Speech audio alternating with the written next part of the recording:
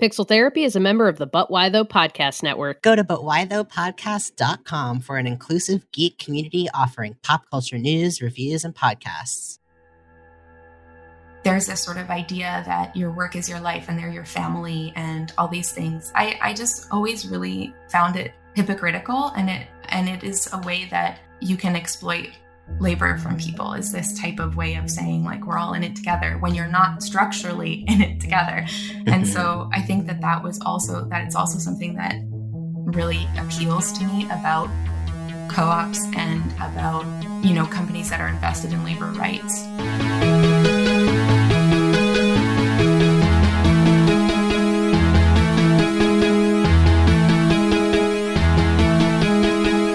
Welcome to Pixel Therapy, the video game podcast where we look at the games we play through the lens of the player, where what you play is just as important as how you play it, and where emotional intelligence is a critical stat. Every other week, we bring on a guest who may or may not consider themselves a gamer to discuss the games that have made them and changed them, and all the feelings they have about our favorite pastime. I'm your co-host, Jamie, pronoun she, her. And I'm your co-host, Spencer, pronouns they, them. And this is Pixel Therapy. It is officially December, so let's start as we... Is that supposed to be cold? Is it chilling? There's a chill in the air. The snowy chill. We're going to start, as we always do, by doing our wonderful Patreon shout-outs. This is our special thank you to all of our Patreon supporters who subscribed at the Name in the Credits tier for the month of November. So a huge... warm Pixel Therapy thank you to Val, Genevieve, Lindsay, Grace, Jackie, Ben, and Cortland. Thank you all so much for your support. We really appreciate it. And remember, if you, loveliness listener, want to get your name in the credits, you should hop on over to patreon.com/pixeltherapypod, where you can unlock monthly bonus episodes for just $2 a month, or chip in a little extra to show your support and get that shout out in every episode. Of course, if you're a fan of what we do here on Pixel Therapy, and I imagine you are if you are listening to this episode, there are lots of other ways to support the show too, which includes sharing us with your friends and family and rating and reviewing us on Apple Podcasts. And you can also show your support by dropping us a comment or a question to read on the show by just sending us an email at pixeltherapypod@gmail.com. We would really love to hear from each and every one of you. Mm-hmm. All right, it's time to get cozy. Pull up an armchair. Feel free to lie down on the couch. Put on your warm, fuzzy winter socks. Get a snuggly blanket. Get some big old marshmallow. Put it in your cup. In your cup. Nothing else. Just the marshmallow. Just a marshmallow in your cup. Do that thing where you get in the chair and you kind of wiggle your butt. Yeah, get really deep in there. Like get deep into that You're cushion. Not getting up for a while. No. We're very verbose. And we're going to talk about our feelings. Spencer, how are you? Jamie, I'm great. And I'll tell you and everyone why. Yes, please. I came home yesterday to a delightfully festive package sticking out of my mailbox. And when I opened it, it was a early birthday gift from Jamie. Oh. And it had an adorable card that said, I think it said, like, you're one of the Gouda ones. And it was a picture of two cheeses on the front. I love a pun. And a brie. And my partner actually asked me, he was like, so which one's you and which one's Jamie? And I said, Jamie's the Gouda because she's always dependable to be like someone, like a flavor that is welcome at the party and just instantly brings warmth and delicious cheesiness to any social gathering. Definitely lots of cheesiness. I said, I'm the brie because I'm an acquired taste. Oh, come on now. I think you're devaluing yourself a little bit. And a brie. Brie's great. Who doesn't like a brie? Yeah, true. Love a nice... Very spreadable. Jamie. Yeah. That's not what I was thinking. I was no longer comparing the brie to you. It's like very smooth and yes, thank sweet. you. Oh my God. No, I love a good brie. So yeah. So the gift itself was this absolutely unexpected. It was like one of those things that I absolutely covet but would never buy for myself. It was this amazing God I of think War. that's a sweet spot for gifts, by the yeah, way. Exactly. Yeah, buy really somebody someone they're not going to buy themselves. Exactly. Yeah. Like And I don't know, I'm someone who is notoriously hard to gift for because if I want something, I just get it. But like, I don't know. Anyway, it's this awesome like PlayStation God of War Leviathan Axe hoodie. And it's like super, I mean, not that this is any shape in being not subtle, but it's kind of like subtle. Like I'm a huge God of War nerd. Like it's like this gray, dark gray hoodie, and it has all these cool like symbols and the axe. And the hilarious part is that I had messaged Jamie to express my enthusiasm and thank her. And at the same time, we both messaged each other, OMG, the best part of the sweater is the fact that the zipper pull is a little Leviathan axe. And we started cracking up because the best part is this little like metal, like it's so intricate, like engraved zipper pull of Kratos' axe at God of War 4. So, y'all, Jamie's the best. I love it. And I'm going to be wearing it every day this month. Wow. Well, I'm very glad that you liked it and very happy to be able to give you something that you like for your birthday. Thanks. Because you're a special person to me and I want you to have nice things. But also, like, honestly, this hoodie was like, it was meant to be. It was meant to be. I saw it initially and I texted your partner, Aaron. I was like, what size hoodie would Spencer need? And do they like zip-up hoodies? Because a zip-up hoodie, just because somebody likes hoodies doesn't mean they like a zip-up hoodie. There's a big difference between a zip-up and a pullover, folks. I know this is a video game podcast. We're going to get to the video games, but I need everyone to understand that just because somebody likes hoodies, pay attention to what kind of hoodie you see them wear, because I'm not a zip-up person. I won't necessarily wear a zip-up hoodie. I'm writing this down. You will not wear it. Oh my God. Okay. Not usually, because I'm a fat person and I just don't like the way the zipper like goes around the rolls usually. It's not my favorite.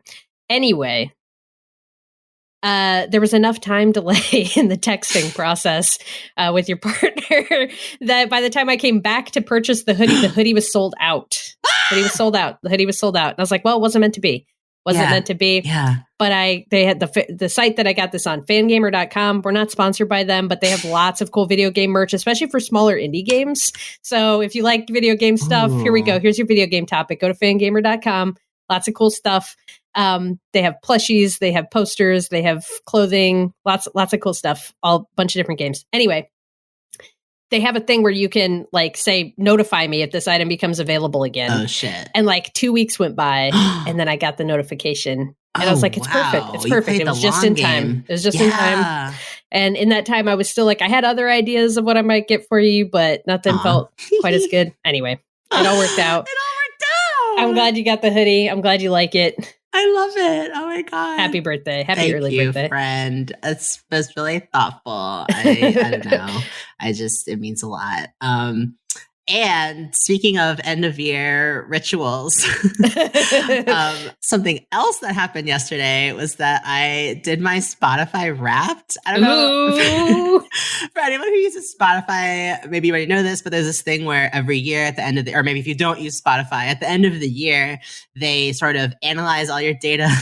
Not in a creepy way, maybe a little bit. If you think about it. It's like one of those things where like, you're learning probably too much about me, but also you're presenting it back to me in a way that's really fun because I get to navel gaze and like get some insight into like all of my ridiculous tendencies. So. Absolutely. But yeah, they put together this sort of analysis of your top genres and the top songs you listen to. And they did this cute thing this year where they were like, here's your listening aura. And all of my music was chill and powerful was my aura. And one of the things they do is tell you like how many minutes you've listened and also like who you're listening to the most and what song. And so my top 2 songs this year were Out of the North from the Assassin's Creed Valhalla soundtrack and Behind the Mask from the Persona 5 soundtrack. Wow. Yes, I am still listening to the Persona 5 soundtrack on an almost a daily basis. You must. Everyone must. Honestly, like Persona 5, I think because when you're grinding in a game like a Japanese RPG, the background music has to be engaging enough that it's still fun to listen to after hundreds of hours, but it's also can fade into the background. And so like one of my favorite things to do is put like some Persona songs on repeat, and that's my behind the scenes like working music that's keeping me going, my cafe noises, if you will. 100%. I've absolutely broken like the Spotify Wrapped actually showing me music that I would put on like just to listen to the music, and it is entirely like, this is the chill shit that you put on while you're working all day in your work from home office by yourself with the dog sleeping on the floor. So yeah, mine for the second year in a row now, both the Outer Wilds soundtrack and the Stardew Valley soundtrack are featured very high on my Spotify Wrapped. So, oh man, that's so funny that you also listen. I also do the Stardew Valley soundtrack. It's a good one when I'm working, because it's a good one. I mean, in that game, it's truly like you could spend hours and hours and hours listening to Concerned Apes chill beats. But what I do is I don't listen to them on Spotify. There's this lo-fi remix of like Stardew Valley seasonal sounds, and it goes so hard. It's on YouTube. I'll find a link. You gotta send this. Yeah, I'm gonna send it to you. I'll drop it in the show notes because it's just so good. Because I also like never pictured, but in frequent rotation is the Bug Snack soundtrack, which is on YouTube. Oh my god, yes. Same. Yeah, Seth some Parker, good stuff. You are a genius. Yeah, it's good stuff. The Bugsnax soundtrack too is so good because it sort of follows the narrative arc of the game. Yeah, like 100%. The soundtrack starts out very like chill and kind of happy. Yeah. And then as it ups in intensity and darkness and oh my god, it's perfect. I love it. Oh my god, but yeah, Spotify told me I'm in the top 1% of listeners to the Assassin's Creed Valhalla soundtrack, so that's really on brand for you. Slaps. Are you playing any video games though, Spencer? Nah, I just listen to the soundtracks. Fair. So actually, yet again, I love when this happens, but the two of us have been playing the same game. Sure playing this awesome open world exploration game called Sable. Sable is developed by Shedworks, which I really love the name of this duo. It's a 2-person game development studio founded in 2014 in a garden shed in North London. It's like, it's such a badass. I don't know. It's just like, and also charming. What should we call our studio? Well, we work in a shed. Shedworks. Done. And it has that's why I recognize the soundtrack's by Japanese Breakfast. And I thought I recognized, I was like, this sounds so hauntingly familiar. And I'm glad that it is hauntingly familiar. It's a good one. It's going to have to work into my Spotify rotation, actually. Absolutely. Just fast forward next year's Spotify Wrapped. But, oh my God. So Jamie, how's it? How are your initial impressions of Sable? I'm really, really liking Sable. As you said, it's an open world exploration game, and it's incredibly chill for an open world exploration game. There's no this almost sounds like a negative, but there's no real stakes in Sable. You're never really in a position where you might die. There's no combat in the game. Like, the worst that could happen is that, you encounter a bug and you like clip through the world and you have to restart. But there's really no like end game state that I've found yet. And I'm probably 15 or so hours in, maybe a little bit less.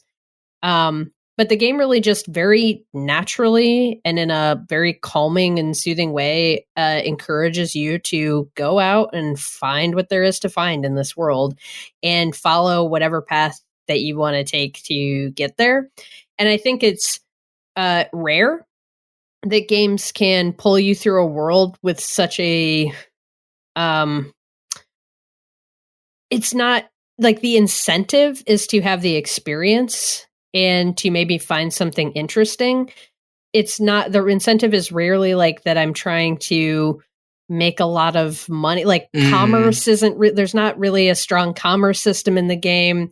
There's not a lot of, I'm not upgrading armor or weapons or anything. Like the incentive really is just to explore and see the visuals and see the world and meet new people.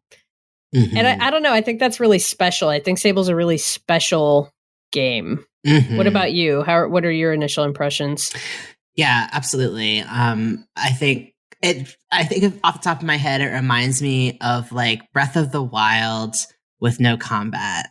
Or a mix of Breath of the Wild and Borderlands, but if Borderlands was like chill and had a cool like are you getting Borderlands from like the art style? Yeah. So let me back up a little bit. So in Sable, you play as Sable, a young person who has been raised in a desert community in a culture in which the face that you put forward to the world is kind of reflective of the role that you play or the contributions you make to the community.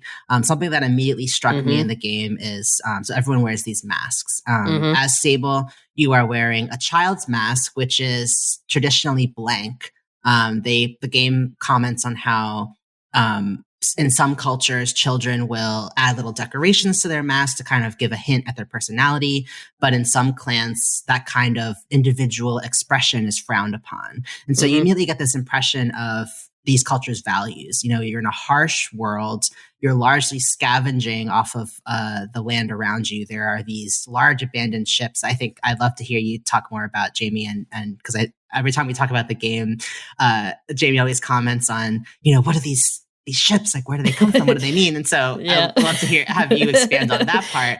But everyone, adults around you also are wearing masks, but you may see like someone wears the mask of a cartographer. Like there's someone who makes maps and gives you information about the areas that you're in. Other people are like healers or mechanics, people who work with machines. There's this underlying belief system where the machines themselves have souls, and each machine has a name. And people are they have close bonds with their hoverbikes, which are what lots of people use to traverse this land.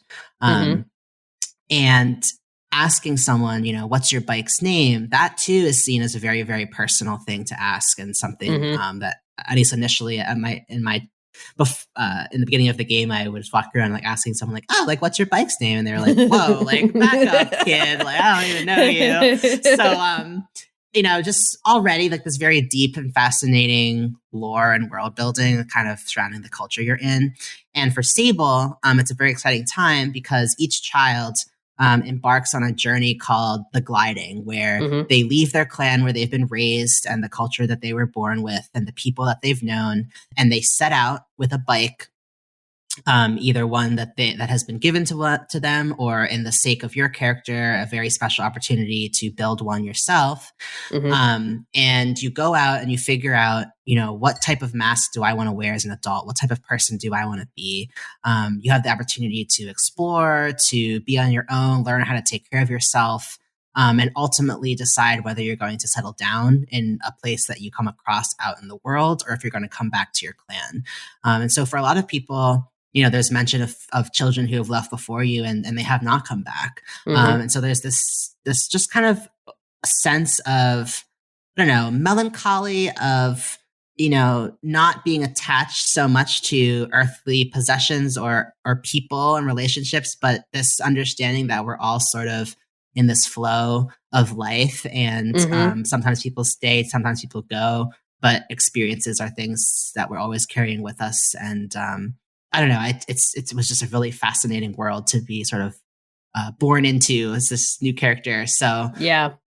Well, and I think the game does a fantastic job. You spend about the first hour or so, kind of depending on how long you stretch it out, of the game with Sable in her home clan, preparing. The game starts out right away, and it starts telling you, okay, you're preparing to go on your gliding, and it gives you these handful of initial quests with your clan at the beginning that give you opportunities to get to know a few of the different clan members. And the game does a really good job of just giving them really, there's no spoken dialogue in the game. Mm-hmm. All the dialogue's presented through text boxes, and then you make a dialogue choice with text on the screen.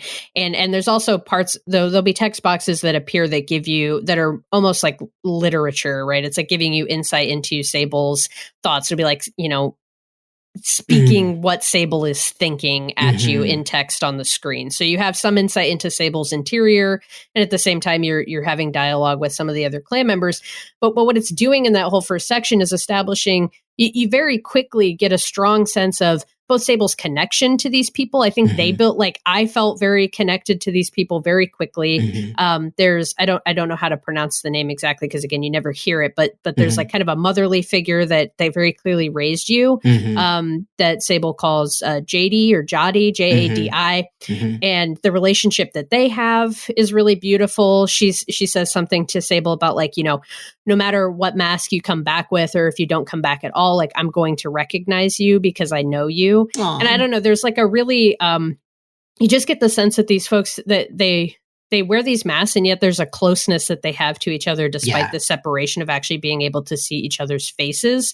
There's a lot of mention of how attentive they are to the inflection of someone's voice or the look in their eyes, because that's kind of all they can see is the other person's eyes, and how attentive they are to the person's body language and just their general energy. That I thought was really fascinating, and also made it clear that despite this, what we would perceive as a barrier of not being able to actually see someone's face, there is so much intimacy between these characters right at the outset. They established that. And I think that's really important, because Sable's going out into the gliding, and the game is really telling you, I think it's doing this really interesting thing where it's kind of pairing both the way an open world game works in general. It's taking those standards that we're used to of okay, here's the open world, I'm going out on my mission. And at the same time, Sable's mission is to go find her purpose or to have her gliding. And they kind of say that it's really up to her how she wants to do that. She could run right out, she could find a path, and she could come right back, or she could spend years on her gliding. It's really up to her and what she wants to experience in the world. The same as it would be in any open world game. But because they set up that relationship with the clan so well at the beginning, I personally felt when I left, I missed them. I think it did a good job of making me feel like there was something lost by leaving the clan. And it actually kind of, they do a thing where the clan sends you on a final mission for them, and you come back and the clan has left, because they're actually a nomadic troop. And they're like, this is how the gliding works. They leave. So she comes back to an empty camp, and they're like, we're not going to tell you where we are right away, because you need to go out on your gliding. This is your time. You need to go make your way in the world before you come back to us. And when you eventually get the letter from JD saying hey, we're back at camp. If you want to come find us again, you can. I felt an immediate pull, I wanted to go see them. And at the same time, I knew that going to see them meant the end of my gliding and the end of the game. And I don't know. I just thought that was really cool that they made that tension with such a small entry in the beginning. You don't actually grow up with these characters, and yet they still make you feel very connected to them. And that pull of wanting to come back to them was really powerful. The other thing they set up in that first hour is this almost religious belief in this entity, energy. I'm not quite sure, that we haven't dug into the lore enough to fully understand it, but this thing called the perpetual. And when you go on your gliding, you actually kind of become one with this energy of the perpetual. And what it allows you to do, the way they visualize it in the game, is that when you jump off of things or you're falling from a height, you can hold a button and this reddish pink bubble will appear around you, and it'll allow you to glide. This is why it's called the gliding. It will allow you to glide and slowly fall from any distance, glide across great spaces safely. And Sable describes this as kind of this, I don't know, this warm, safe presence of the perpetual. And I'm really curious to find out more about what is the perpetual? Where does this energy come from? Yeah. But people only get to exist with the perpetual in this way as this safe bubble when they're on their gliding. So there's also something about this trip of discovery that it's something that I don't think we get a lot in this culture, but the idea that you're at an age where you need to start trying to figure out who you are. And here is a warm, safe, supportive environment in which to do that. Yes. And no matter what decision you make or path you take, you have a community that will support you in that. Mm-hmm. I don't know, like that, all of that hit me. Oh yeah. Hit me really hard because I think it's something that I don't know, we're just kind of starved for that in our modern culture. Mm-hmm. I think we're so pushed through the track of, you go to high school and then you go to college and you should know exactly what you want to do. And then you go into your career and that's your life. And this idea that there should be space in growing up to try new things, to figure out what you want to do, to maybe even just enjoy your freedom. Absolutely. Of not being tethered down. And that there might be a way to do that in a way that still felt like you were supported and safe and loved. Yeah. Yeah. I don't know. That's something that you were supposed to do. And it's not making you lazy or like there's nothing wrong with you for not knowing immediately what path you should take. And I'm really glad you brought up that point about the perpetual, because another thing that really struck me about the game in the early hours was I was speaking to a character and they were talking about how the magic that you are able to perform when you are on your gliding and in true connection and oneness with the perpetual, this is a power that slowly fades as you get older. There are some people who still are able to touch into that power that is given to you as a young person at this cusp of adulthood, and they still have it as adults, but it's something that they have to work at and practice every day. Whereas when you are young and just setting out on your gliding, it's something that comes like a second nature. It comes very naturally. And that I was sitting with that for a while, like that really touched something inside of me. And I was sitting and thinking about that for a long time. And I don't know, I think it makes me think about how as children, imagination comes more easily, storytelling comes more easily, dreams and unhindered dreams and ideas, not thinking about adult logic and practicality. It's so much easier. And as you get older, it's easy to sort of fall into the monotony of adulthood or letting your responsibilities weigh you down and limit your creativity, or the time that you would spend daydreaming is seen as time wasted in our very capitalist driven society. But if you do work at it, you can still foster that freedom. You can still, like, if you remind yourself that you can start a new career at 30, 40, 50, 60, like if you remind yourself that there's no rules to what life has to look like, and at any time you can make a change and shift the course of your life, like it just becomes harder. It becomes harder. It does become physically harder because, of course, you do have growing responsibilities as an adult, and the choices you make do carry more weight and mean more repercussions for the future. But still, like, that kind of open-mindedness is something that you can still foster with work. And so it made me think about that. And it also made me think about, the character I was talking to in the game was looking back on their youth and their oneness with the perpetual in a sort of nostalgic way. And they said, I'm sad that I can't do those things anymore, but I'm comfortable. I'm at peace knowing that I'm in a different place in my life now, and it's not something that I need anymore. Yeah. And so there's so much in there to unpack. Yeah. Yeah.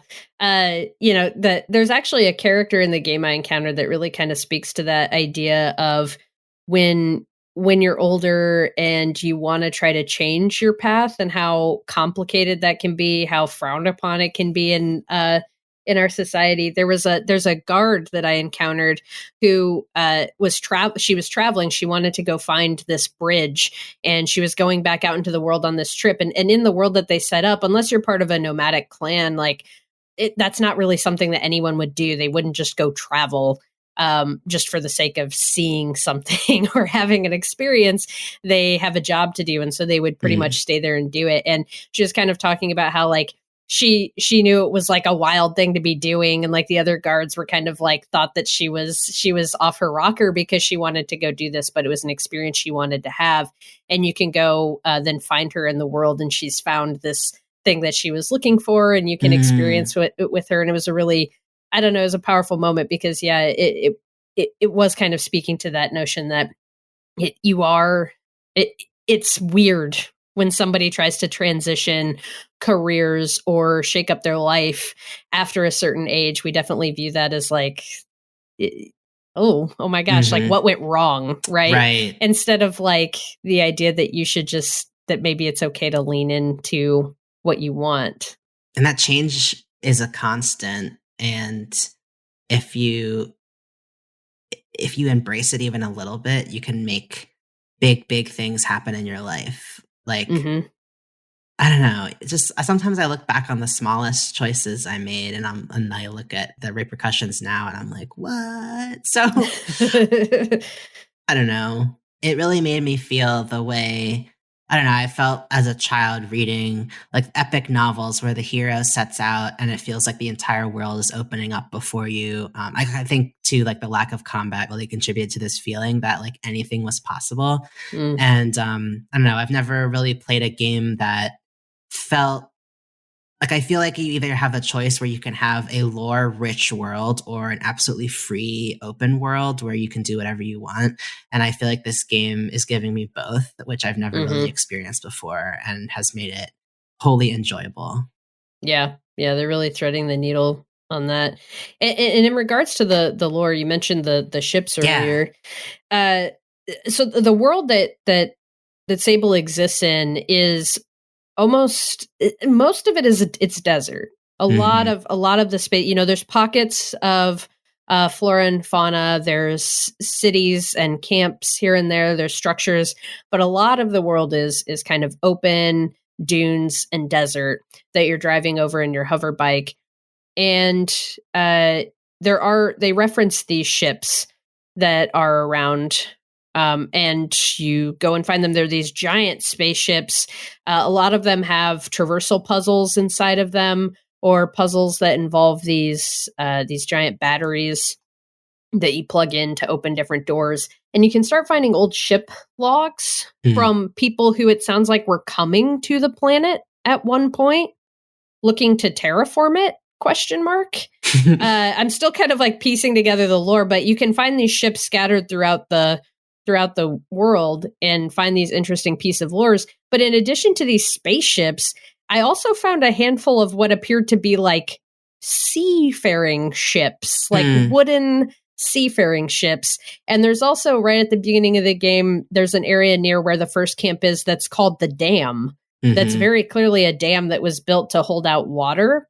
And so I'm very interested in the history of this world, and if I'm going to get more insight into like what used to be here, because I don't know. I'm just like wondering, like, did this used to be ocean? Is there any chance that this was once our planet that's now something different, or is this a different planet somewhere in outer space? What's this story that has happened with these folks who were coming on the spaceships? How does that all tie in? And all of that is like, it's there for you to find, but it's, you know, say I'm not earning a mask through that, right? Like the quote unquote purpose of what Sable is doing is to find her career path. And you do that by earning badges from folks who work in the different trades, by doing missions for them. And, you know, I'll do a mission for a machinist and they'll give me a badge to be a machinist. And once I get 3 machinist badges, I can trade those in for a machinist mask. And what I found is like I've accrued 3 or 4 different masks so far, so I could go end the game at any point. I could bring Sable back home and say, I want to do this and I want to go live there and wrap it all up. But I really feel compelled to continue to explore this mystery. And in the process of doing that, I came across this mission where they send you to find this traveling poet priest who has abandoned her post. Basically, she was supposed to be traveling among the different cities and no one's seen her in months. And so you do this whole quest where you go out and you follow these convoluted clues and you find her out in the middle of nowhere and have this conversation with her where it sounds like she's basically questioning whether or not she should be doing what she's doing. Like she's kind of like lost her passion for the priesthood that she's doing, but there's a lot of security and wealth that comes from doing the work that she's doing. And so she's questioning whether she should be pursuing security and wealth, or if she should be following her passion or looking for a new passion. And she asks you these questions. And the final question that she asked me, she asked if the point of traveling and exploring was to find your purpose or if it was to indulge your freedom. And I sat on that question for a long time because I was really trying to figure out, what am I doing in this game? And what do I want Sable to be doing? I ended up answering that it was to find your purpose. But Sable even says, as she's responding to, like, as you're choosing your response, she was like, yeah, what am I doing out here? Am I looking for my path? Or is it important for me to find everything there is to find? And I was like, yeah, as a person who's playing this game, who's playing an open world game, who's looking for every map marker, who wants to see everything there is to see, wouldn't the right answer be that I'm indulging my freedom? And then I just like got off on a spiral of like, yeah, what are we really doing with games? Like, what am I doing even through playing this game? Am I looking for a purpose in this game? Am I looking to learn something in this game? Or is it more about the indulgence of freedom? And it's probably both. But I just found the question to be so damn fascinating. Is something wrong with indulging your freedom? What does it mean to you to indulge your freedom? It feels like something would be wrong in that, right? But that's probably just like capitalism. Right? Right. Like, isn't that, you don't have long on this earth to indulge your freedom. Like, we talk about the kind of society we live in where, if you're lucky, you have this sort of period after 18 or in your like early 20s where you're just sort of expected to not know what you're doing, be sort of aimless. And, that's the time where you're supposed to have experiences. And then when you reach a certain age, you're supposed to settle down, pick a path, and start the long, slow march towards the grave. And so, like, it's almost seen as like too late if you're someone who like, I don't know. I think about a loved one of ours who passed away this past year. And she was someone who put off every joy in her life because she wanted to work as hard as she could, make as much money as she could, and then retire and do it all in her retirement. But unfortunately, she passed away before she could really enjoy all of those things. And she left behind, a house full of places that she wanted to go and art. And like, she wasn't able to do any of that because she saw her young adult life as immediately needing to go into work. She never dated. She never like did any of those things because she thought she could do them later. And so it's like our society really puts this pressure on you as a young person to like experience it all.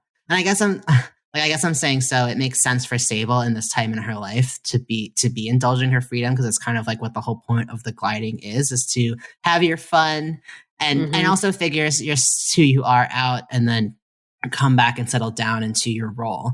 And so it's like, I don't know, there's nothing wrong with that. But I also think that it's, I don't know, the way that's phrased, like this character posing that to you is you're indulging your freedom. It does feel like you should be ashamed of that in some way, or that it's something that as an adult, maybe she feels like she no longer has the option to. And so there's resentment there that you have this freedom. Well, the question is asked genuinely. She asked 3 questions. I can't recall exactly what the other 2 are, but they all are, is X this thing or this thing?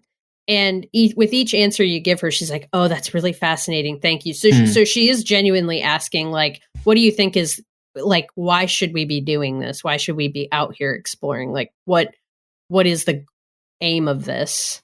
Or is there one? But I think I was putting a lot on that question in like a lot of my own values and expectations of what's a valuable use of time Did you find any effort. answers?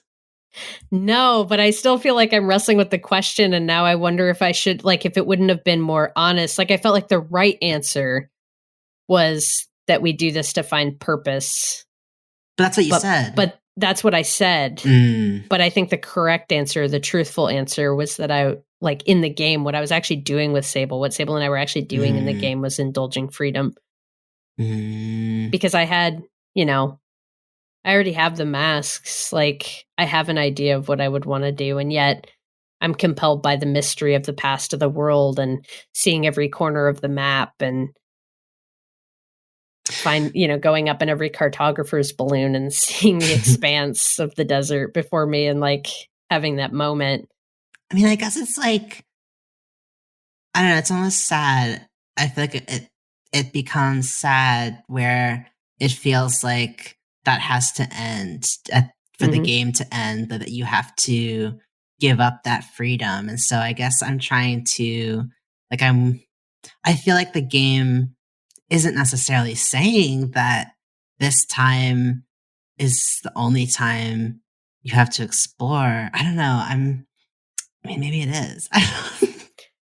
Well, yeah, I mean, I think with the game, and neither of us are at the ending yet, so it's hard to say how this will stick the landing. Okay. But I think because it gives you the option to end the game from the moment you've achieved a mask, the option to end the game is there, but there's no pressure from the game to do it. There's no pressure from the game to do it. And so I think, and whether or not this will bear true as I come to the point where I'm ready to finish the game, but I think what the game is saying is, like, you really can make the decision to end the game when you are ready to. And just like anyone who goes out on this gliding, when you are ready to settle, it's there for you, but it is up to you. I don't think I'm ready, Spencer, in real life. I don't think I'm ready to be an adult. Yeah. I don't know. So that's Sable. A game that's asking us to explore the world as much as it's asking us to explore our own interior idea of what it means to grow up. And find our place in it. The one thing I do have to share, so the game is on Game Pass. Folks have Game Pass. I think you should definitely check this out, especially if you're into open world games and exploration. I think it's such a beautiful opportunity to do that. I think it's super impressive that the game was made by two folks. Unfortunately, the game is made by only a few folks, and it is doing a lot, and it is pretty buggy on Xbox, which is where I'm playing it right now. I haven't encountered anything that has broken the game yet, but I have had some stuff that's caused some frustrations, some things that have ruined some physics puzzles where I've had to actually look up a solution to a puzzle because I couldn't figure out how to do it because something physically wasn't working the way it should have in the world. So beware of that going into it, but I think there's enough positive going on in the game that it's worth checking out. Just beware, be forewarned. It does have some technical issues. Yeah. And yeah, like I hope it'll keep getting work done and I don't know. Like I love this. I'm so just blown away by this game and the fact that it was made by two people. So I hope everyone buys it. Yeah. And they can keep making awesome games. Yeah. Go support Shedworks and play Sable, please. And thank you. All right. We're going to go ahead and transition over to our interview today. Today we're chatting with Marcela Huerta. Marcela, who also goes by Marty, is a poet, graphic designer, and currently the community manager at Co-op, an independent worker-owned and run game studio that's developing the upcoming game Goodbye Volcano High, one that Spencer and I are very much looking forward to, and one that we definitely had to dig into a bit with Marty during the interview. So look forward to that. We also spoke with Marty at length about what it's like working at Co-op, how the flat organizational hierarchy functions, the benefits and challenges of 4-day work weeks, how the studio avoids crunch culture, and the personal responsibility of holding not only your colleagues, but yourself accountable when working in a system like that. We also heard from Marty about the joys of community management work and the versatility of the role for folks looking to transfer into the industry. And we closed out the interview by really unpacking, wink, wink, the emotional narrative of this fall's cozy game breakout hit, Unpacking a Life. You didn't like my joke? No, I loved it. Okay, thank you. Please support me. Spencer and I really enjoyed our conversation with Marty, and we are sure that you all will too. So without further ado, here's our interview with Marcela Huerta.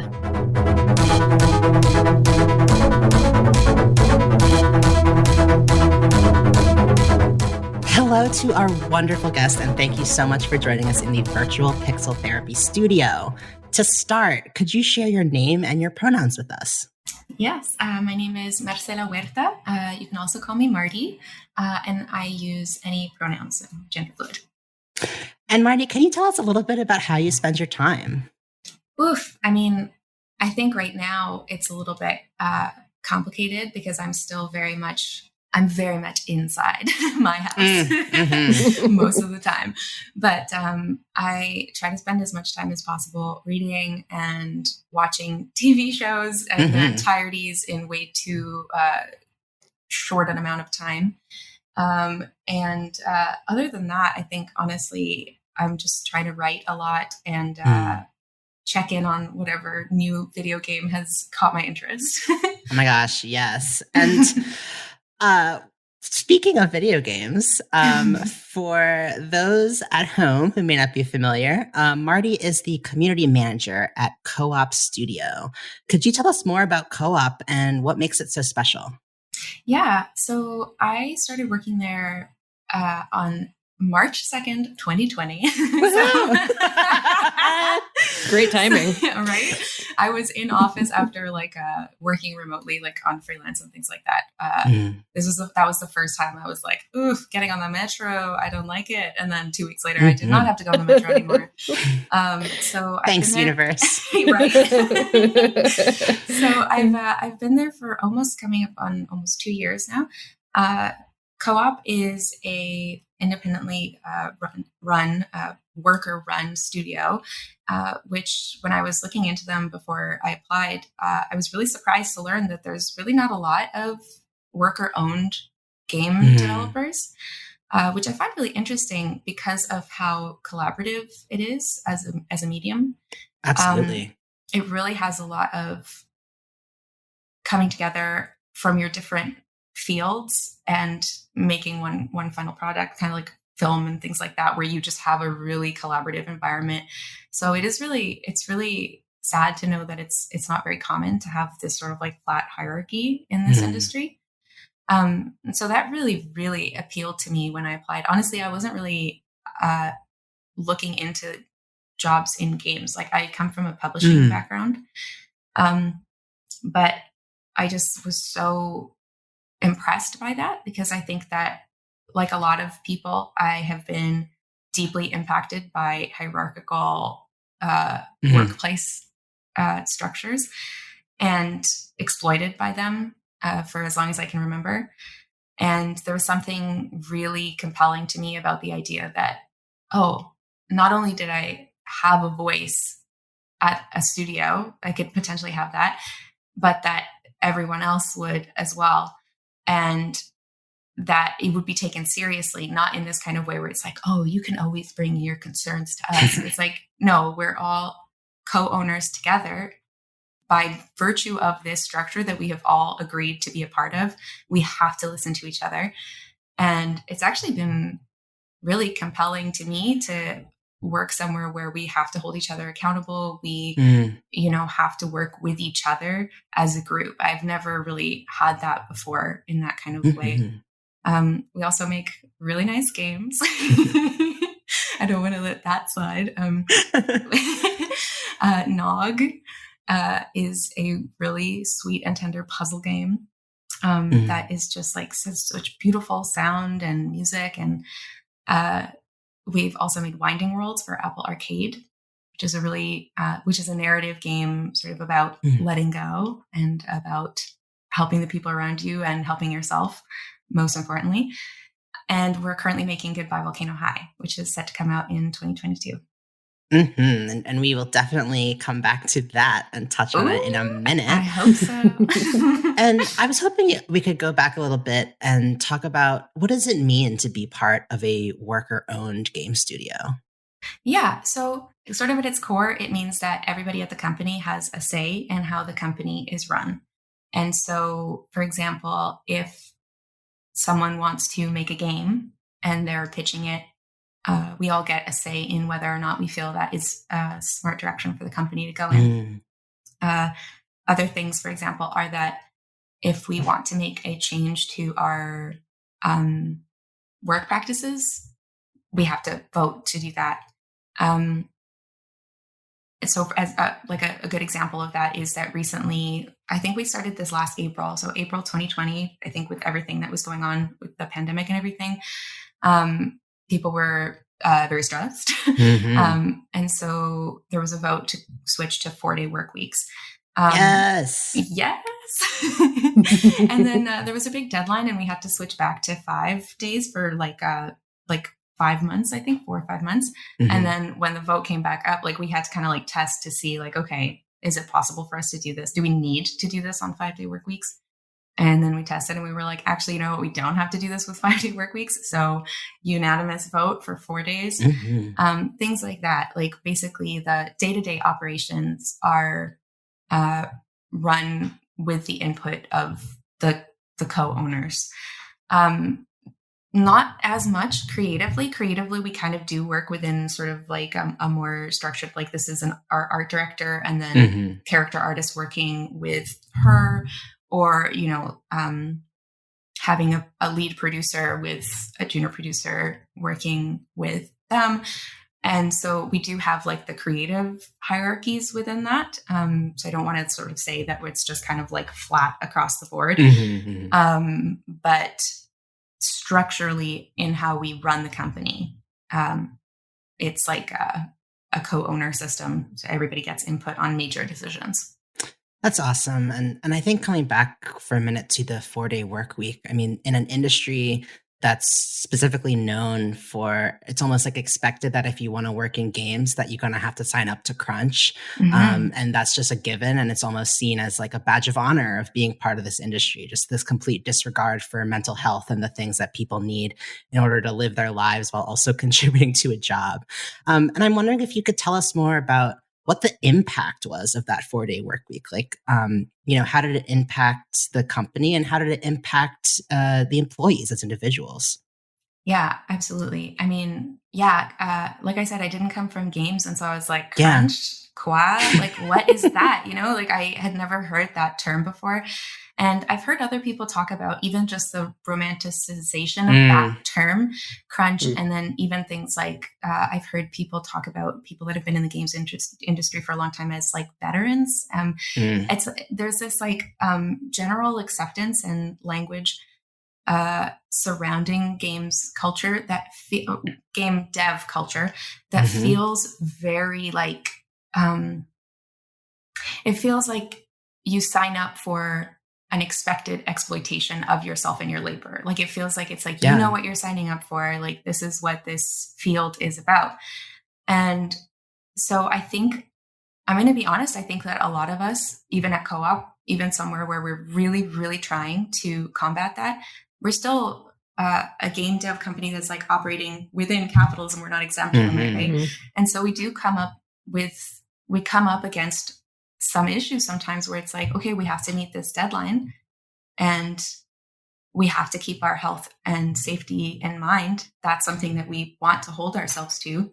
So how do we do that? And I think it's a lot of trial and error. I think that the 4-day work weeks, it was really unbelievable how much of a difference they made to us in terms of our mental health.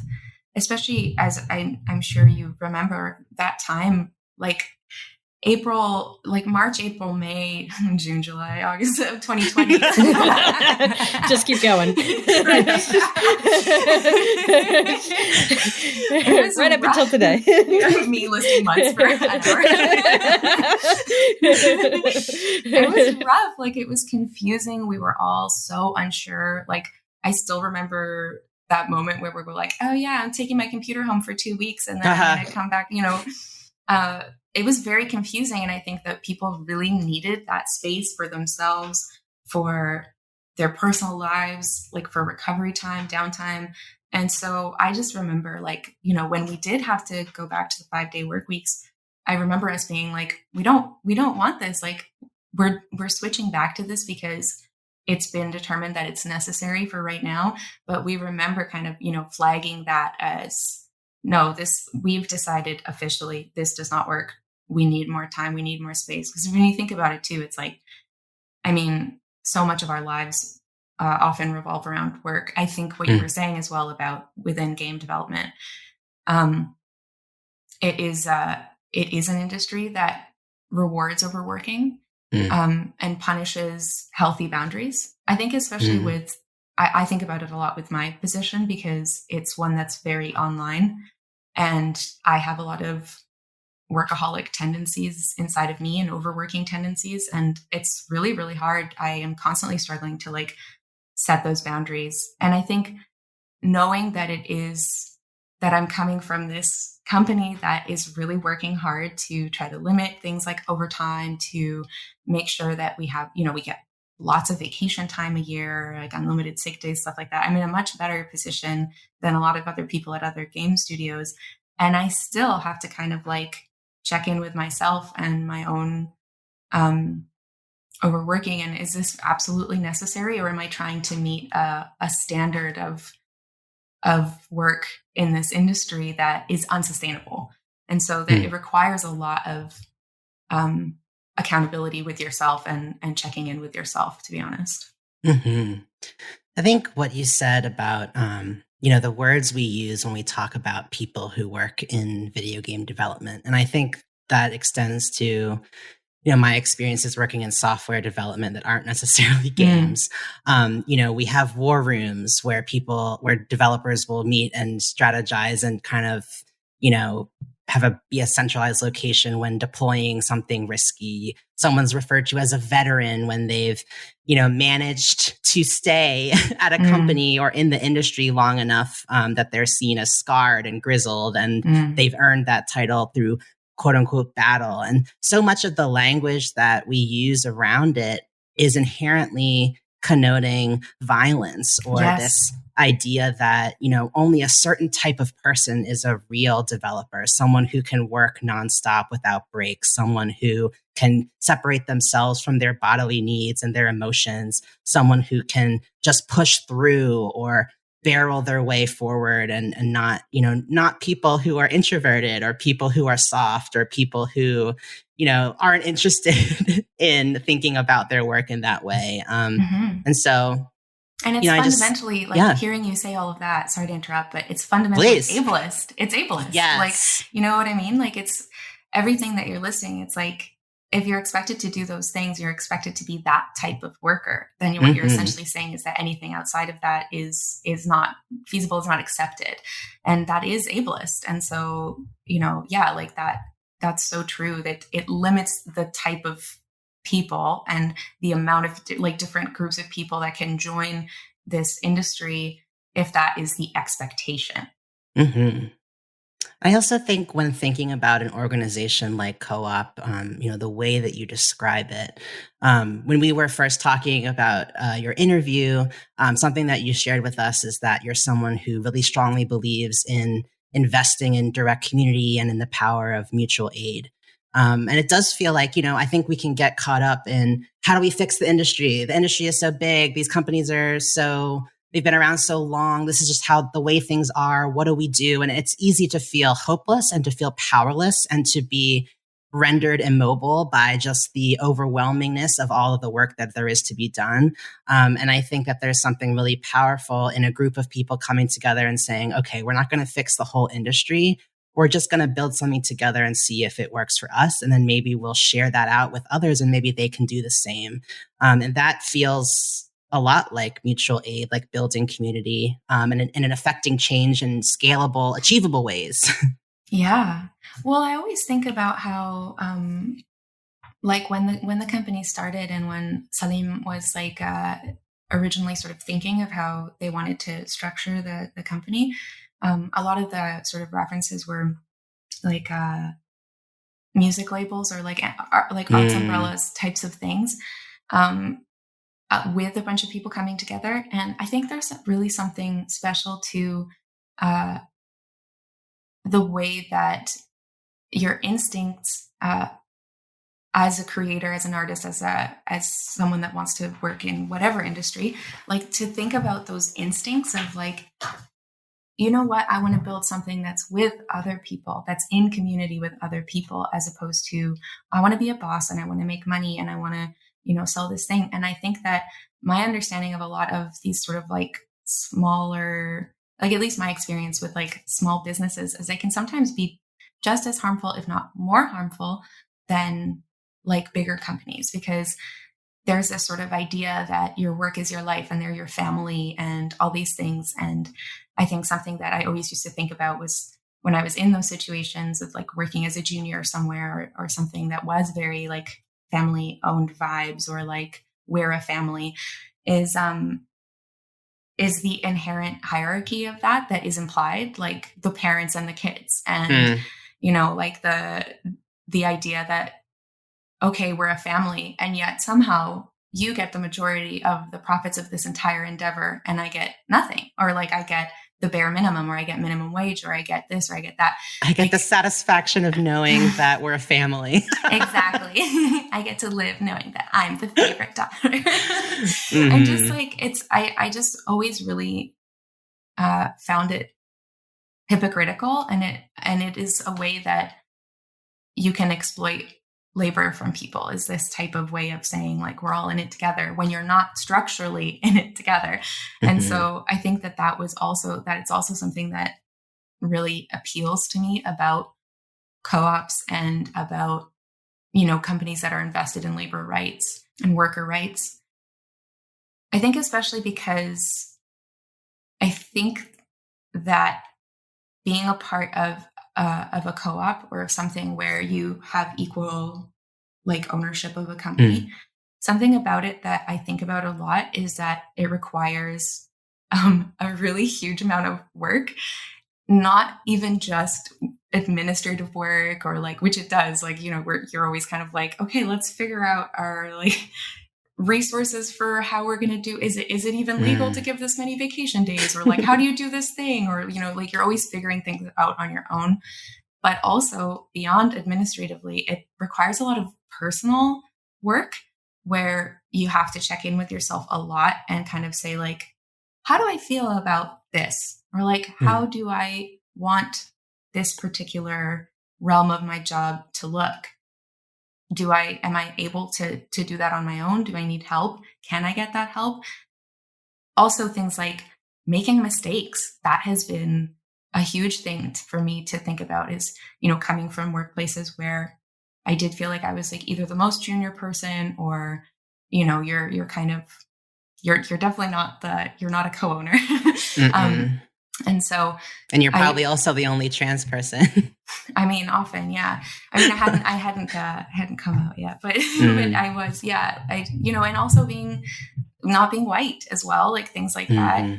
I'm just kind of often feeling like, okay, there are certain things that are important to me that I would like to bring up that I can't bring up, or I don't feel safe to bring up, or something like that. But what's interesting is that as a co-owner, like especially working with like, for example, like freelancers or some contract workers or something like through co-op, is that it has really required me to assess like what I'm doing, why I'm doing it. If I feel like there's something going on, like, oh, I think we're working too much, or I think that there's been a lot of overtime lately, bringing that up. Or, conflict resolution is its own sort of like separate thing of just like when you're just a group of people trying to make it work together, and you're like about trying to hold yourselves to this standard of like a flat hierarchy and things like that. You make mistakes. We're human. Sometimes we cause harm. And I think it's been really, really interesting to me, not only to kind of be like, oh, so this is how you take accountability in a workplace when you've harmed someone, or like, this is how I ask for accountability when I have felt harmed, and knowing that is going to happen. We are going to do that. And like, I feel really impressed with the way that, when we have had things like, okay, we tried to meet this deadline, we had to work a little bit of overtime, like consistently for, let's say, like a month. We don't want to do that again. Okay, how are we going to make it better next time? It's kind of this, I feel like it requires a lot of humility and a lot of ability to accept fault in yourself and accept that you're growing and stuff like that. And I think that's really important to me. Like I would have a really hard time going back to a structure that wasn't like co-ownership style. One that didn't make room for the humanity of everyone who works there. Exactly.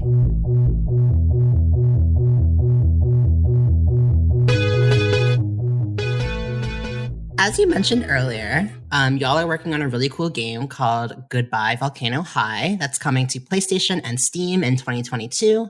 I basically wanted to play it as soon as I saw the trailer. It's this gorgeous, absolutely gorgeous visual novel / interactive cartoon starring queer teenage dinosaurs, some of which who are in a band, as they face the end of high school and potentially the end of the world, question mark? Question mark. But as a community manager at Co-op, I'd love to hear about what inspires you about the Goodbye Volcano High community, because I know that it's one that's already really rich and getting so excited for the game's release. Are you involved with sort of that aspect of community management? Yeah, definitely. For me, I feel really lucky to get to meet a lot of the people that have joined. I've really never been in sort of like a front facing role that is like interacting with a lot of people on the internet. Obviously, existing on the internet and also having done different chat related jobs and things like that. I have definitely talked with lots of people, engaged with lots of people, but it's such a different vibe because I think that the thing that I always think about really wanting to do is I think back to being a teenager and being like, 13, 14, literally calling in sick from school so that I could watch the Benjamin McKenzie OC interview on Regis and Kelly and make sure that I transcribed it for the forums. Every word in that sentence was like dated back to the 90s. Exactly. Right. That feeling of like loving something with every fiber of your being, or like just like really being invested in a fictional property or something like a TV show or a book or something like that, and really immersing yourself in it. And so I was really, really inspired by that and by the idea that, having come into this job, like I didn't know about, Discord or things like that. And I was like, oh, it feels a lot like that golden age of like going on the forums and just like talking about your favorite TV show or something like that. And so I really wanted our Discord to feel really cozy and safe and like a place where you could really immerse yourself sort of in a meta way in the world. So we structured it as a group. Also, like other people on the team like had these ideas as well. Like it wasn't like 100% me. But we have this structure. It's like school themed, right? And so all the newsletters are like yearbook correspondences and things like that. And we have these like nice little clubs and things like that on the Discord. Our programmer Jacob, he does an amazing job making these like custom bots for our Discord. So it's like there's like a dinosaur themed tarot reading bot that I wrote, and that was, let me tell you, a sublime experience writing dinosaur themed tarot. Yeah.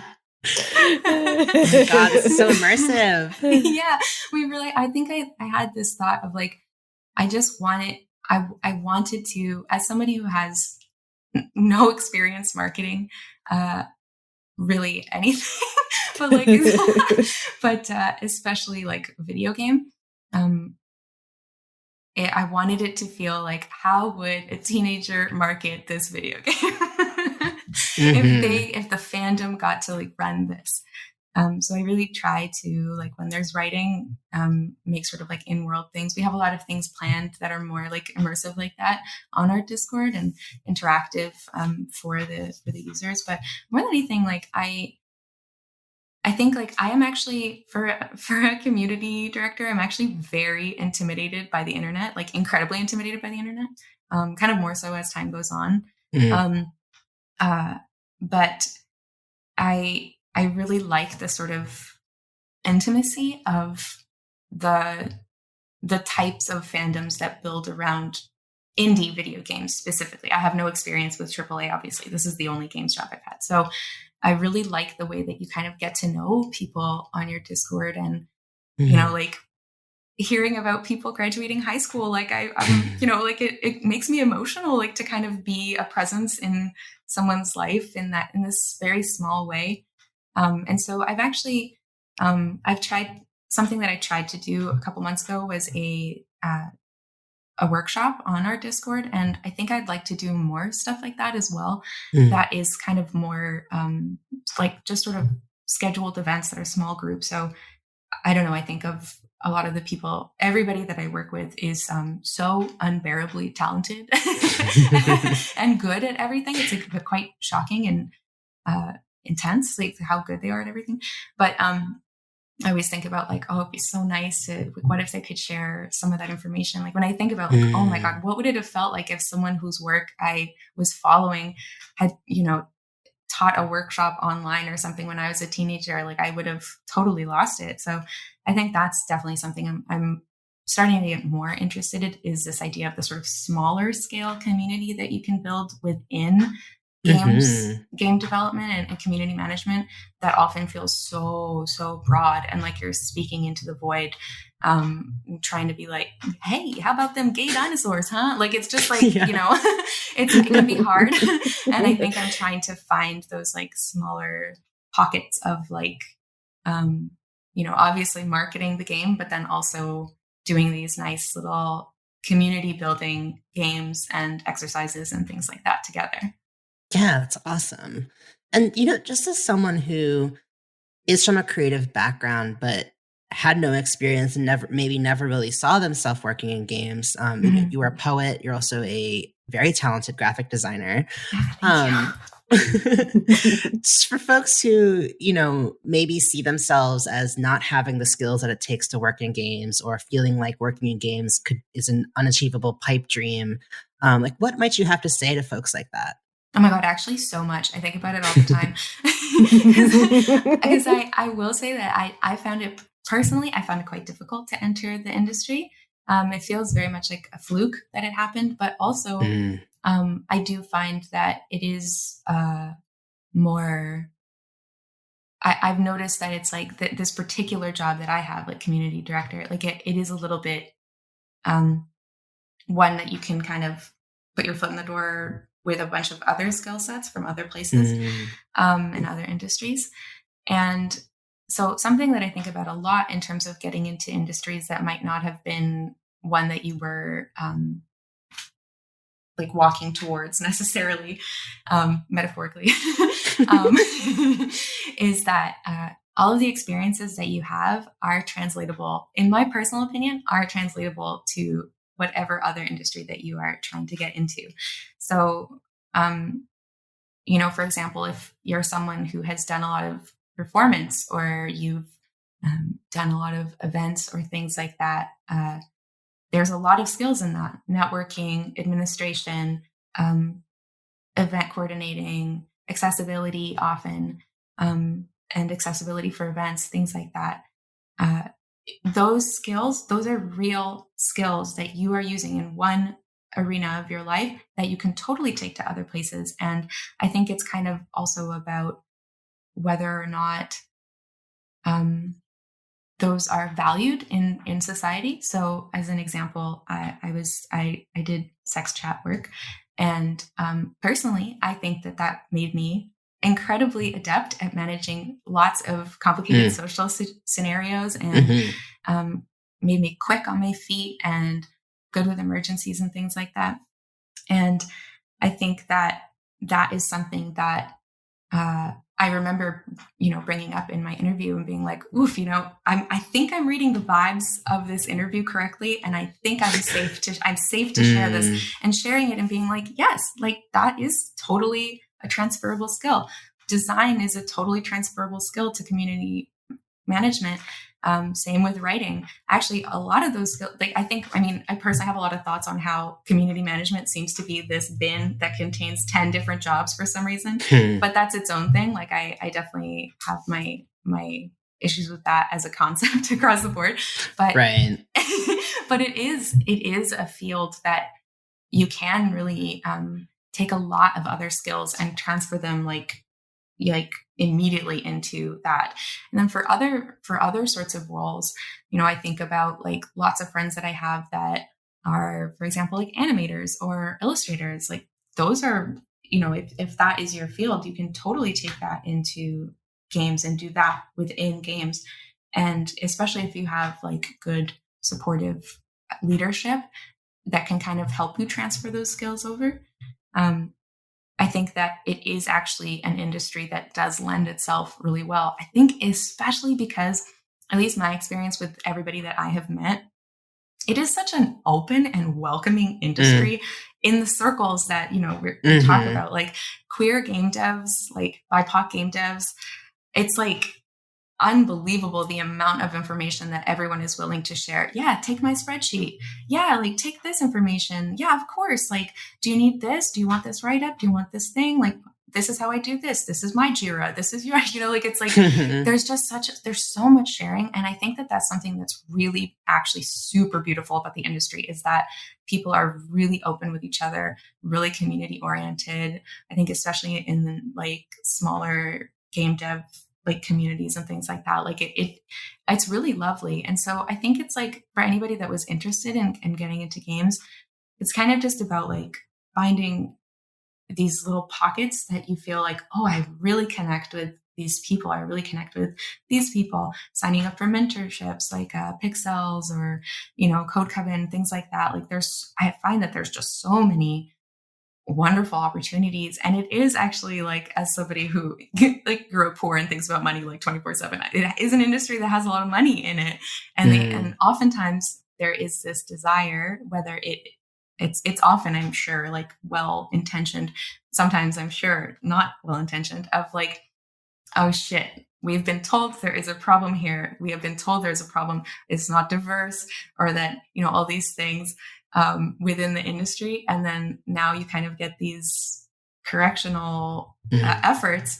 And I kind of think it's important to just like take advantage of those things when they appear, because it's, if you are someone that would not necessarily be like, oh, this is the sort of status quo of who we expect to go into game development, like a cis white man who, did a very specific type of school. Oh my God, I'm like so ignorant about game dev stuff. I literally am like, like game school. Yeah.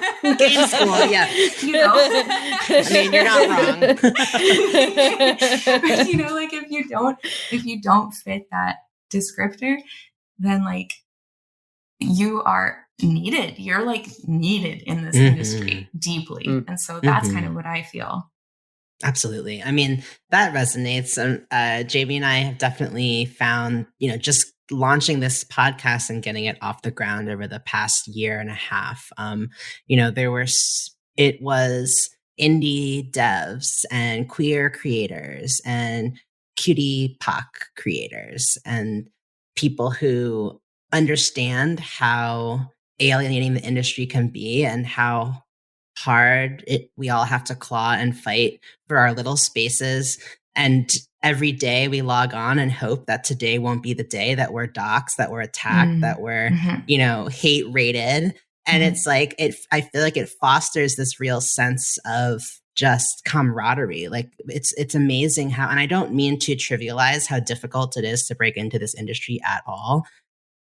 And it's incredible how many people are willing to respond when you ask a question. Like when you find the courage to ask that question, to make that ask, it's incredible how receptive people within this industry are and how excited they are to say yes. And it's just a beautiful thing. I really, really agree with everything that you're saying. Totally. Yeah. It's so special, because I think that we do ourselves as creatives such a disservice when we gatekeep each other out of spaces. And of course that comes from trauma, and that comes from at least, when you live within a marginalized identity or multiple marginalized identities, you're used to being kept out of spaces, and maybe there's just the one space and you're fighting for the one space. And so I think that as a community, kind of the way that I've noticed that we kind of come together and lift each other up and recognize that, there's not one space in this industry. Like it's for this, any particular role. Like, I just think it's just great.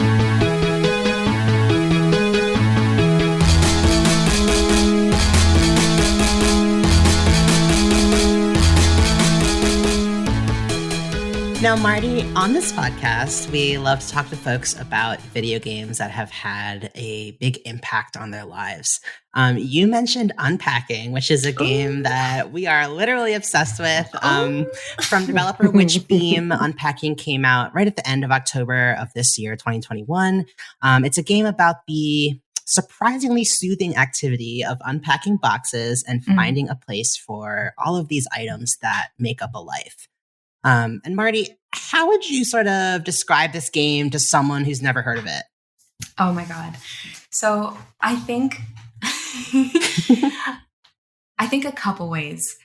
How would you like to surprise yourself with the depth of feeling that you will encounter from opening a box and emptying it? And also, I think I definitely mentioned how soothing and meditative of a game it is, and also contains so many deeper messages and really gorgeous visual storytelling. Honestly, you know what? I think honestly, I would even say, don't even look it up. Just play it. Yeah. It feels like one of those to me. It's all in the name. Just download. You know what it's about. Just download it. And it's on Game Pass. That's right. And then after you're like, oh, I did unpack. I unpacked so much more than books. I unpacked a lot. Yeah. Oh my God. Marty, you mentioned that the visual storytelling and unpacking really resonated with you on a number of levels.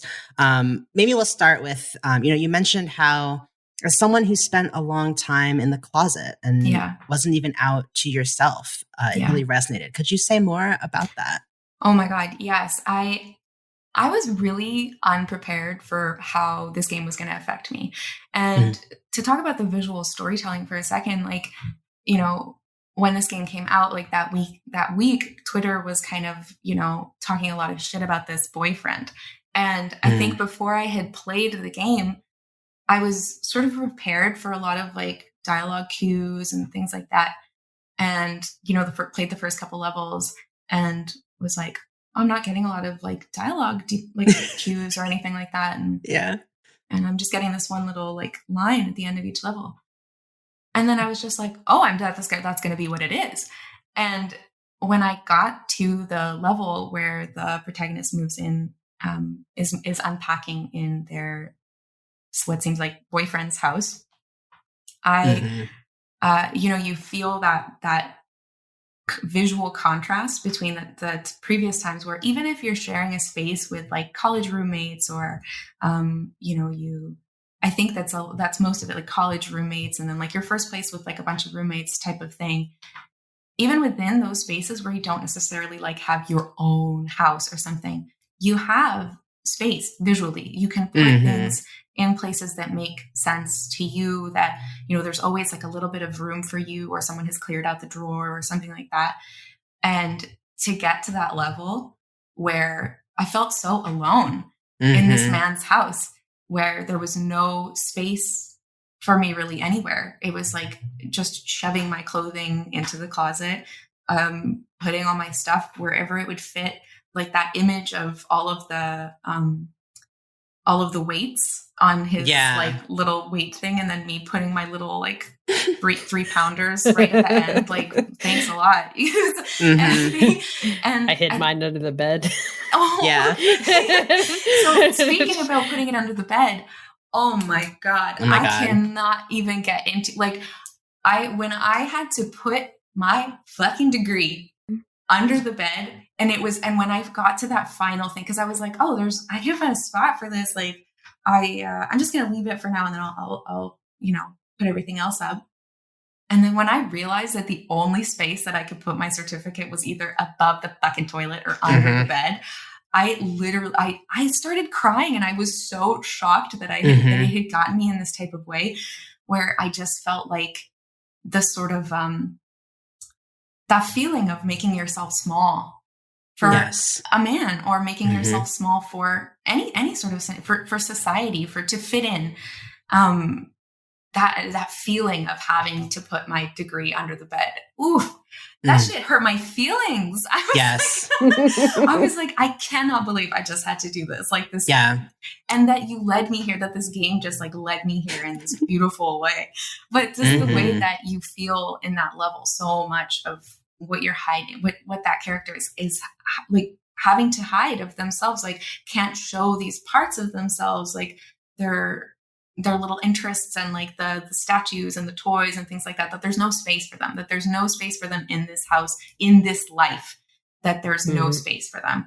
And when you kind of contrast that with later on in the game, when you are unpacking your girlfriend's things into your house that you move into by yourself, like it's even just that feeling, it was really like such an interesting contrast to have that same process of unpacking in the level with the boyfriend, and to feel so alone, and then to have this literally the exact same experience of unpacking your girlfriend's things, and then just kind of feeling like that interconnectedness of your guys' lives, like the beautiful objects and like how you have made space for this in your life.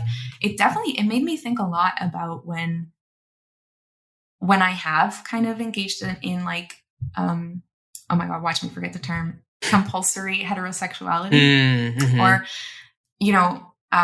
being someone that grew up low income. And I think I do sometimes unpack in therapy, the ways that I have kind of placed myself in relation to men at times in a sort of in a way that made it so that I felt safe within the confines of capitalist society and white supremacy, like that I had this life that was deemed societally acceptable, and that within that, there was often very little space for all of me, for myself, and in my many complexities. And, at the time I wasn't out as, even to myself, as gender fluid, and didn't even know that was what I was feeling all the time. And so I think that I really related to this feeling of having to put parts of myself under the bed, because that was the only place that they could fit. Absolutely. I'm really glad that you shared that, because I was surprised too at how much I was affected by those same levels. I think going back to the douchey boyfriend's house, one of the first things I did in the bedroom was my heart rate is increasing just talking about this because it's so visceral, but I went into the bedroom, I opened the drawer where I was meant to put my clothes, and I saw that all of his socks and underwear were strewn across the drawer. And immediately my stomach dropped, because, as I'm sure you can relate, I have been in that exact position where a man inviting me to move in with him, quote unquote, actually means a man replacing his mother with me. Ooh. And as someone who, I think a lot of my early 20s relationships with cis men were defined by constantly having to negotiate my validity as a non-binary person and then as a trans masculine person. And no matter what they said, oh, I'll use your they, them pronouns. Oh, I see you as a boy, except when we're having sex. Oh, I don't wish that you would grow your hair out long again, even though I kind of do, and I'm just saying that to your face, where I would know that they were inherently still placing me within that gender role in their heads would be things like that, where putting clothes away meant that I also needed to pick up after him and make sure that his shit was organized. Fitting myself into his life meant that I inherently needed to do some kind of cleanup or some kind of like I was being put very much into a role, regardless of whatever they were telling me about their allyship. And so what you said about that, me too, I felt the tears prick when I realized, it took me forever to finish that level because I was like, where the fuck am I going to put my diploma? Did I put something away wrong? Did I not, like, did I put something, was there somewhere else this can go? And then when I realized under the bed triggered the level complete, I was like, oh, hell. He's not fucking serious. Yeah. And then moving to the next phase so for folks who haven't played the game, essentially, thankfully you break up with this dude, move back home for a bit. And then you're moving into this next place where as you open the boxes, you start taking out your familiar, your dresses, your boots, your things like that. Mm-hmm. And then you realize there's 2 dresses, or there's multiple makeup sets, or, this person, like in my headcanon, I was kind of like a soft butch, like kind of non-binary person. And my partner was this like high femme, like really cute, like anime, like, and just the joy, you could feel the joy in you could feel I don't know. And I couldn't even place it, like what it was, but it wasn't just the items that the douchey boyfriend had, but like how they were arranged in a way that was inherently hostile, and versus 100%. Putting stuff together with, this new partner. There was just such a feeling of we are building this space together. We see each other. And that made me cry too, because like the first time that I allowed myself to be with another queer person, and just the power of being seen and the power of being given space, as you said, like the space to grow and the space to grow together and the space to exist on your own and not have to define yourself in relation to this other person you're living with. Like all of that was felt. Yeah. And to think that is, to bring up the visual storytelling again, to think that is done through symbolizers, like these symbols of experiences that we're familiar with, having moved into different spaces in our lives. The fact that you get to build that headcanon yourself, like you were talking about, like, oh my God, that exact, like when I remember like, oh yeah, I'm putting up my beautiful girlfriend's dress up in the closet. Like this is her, even just like the ways that you start pulling out her like plushies and you like put them on bed with yours, like that you have this shared intimacy that you can feel. Is just so, it's such powerful storytelling. It's really special. Mm-hmm. Marty, it's been absolutely wonderful having you on the podcast. Thank you so much for joining us. Where can folks follow you and keep up with your work? Thank you. This was such a blast. I really loved this. Thank you so much for having me on. You can find me on my website at marcelahuerta.com. It's MarcelaHuerta.com. And I'm at Marcmella, confusingly with 2 L's, because I have always refused to misspell things, even though it's not the way my name is spelled. It causes a lot of issues. But at Marcmella, anywhere on Instagram or Twitter, anything like that. I think that's it. Awesome. Marty, thank you so much for joining us. Thank you. This was a blast.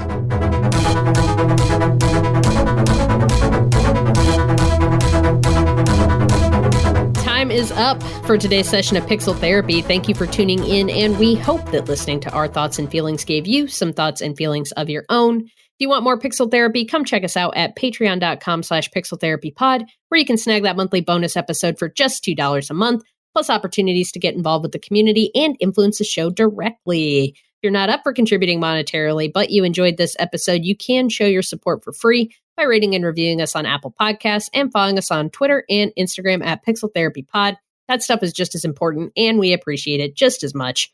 Remember that Pixel Therapy is a happy member of the But Why Though podcast network, so you can support us by supporting them and heading over to butwhythoughpodcast.com. That's though with a THO. Take a peek at the inclusive geek community they're building around pop culture news, reviews, and kick-ass podcasts like yours truly. And you can keep up with all of this stuff and more by visiting our website at pixeltherapypod.com. Finally, since we like to put our money and our energy where our mouth is, we end every episode with a recommended side quest. Thank you so much to Marty for recommending these two awesome local to Montreal organizations. Number one is the Black Healing Fund, a growing volunteer-run initiative that exists to provide low-income Black folks in the Montreal area with discretionary funding and resources that contribute to mental health and wellness. You can learn more and donate to this fund at blackhealingfund.com/donate. And secondly, I'm excited to talk to you about Resilience Montreal, a nonprofit day shelter offering food, a place to sleep, clean clothes, and support to anyone in need, with the goal of giving folks a safe, supportive environment to spend their time. To donate, you can email resilience.volunteer@gmail.com and check out their website at resiliencmontreal.com. Marty also mentioned that they also really recommend looking into reparation distribution efforts in your city. It's the best way to contribute to mutual aid, and a place where you can make a ton of impact is right in your own neighborhood. Absolutely. Thank you for that side quest, Spencer. That is our show for today. So go forth, run a story mission, level up some stats, and don't forget to hug an NPC every now and then. We'll be back soon with some more Pixel Therapy. Bye-bye.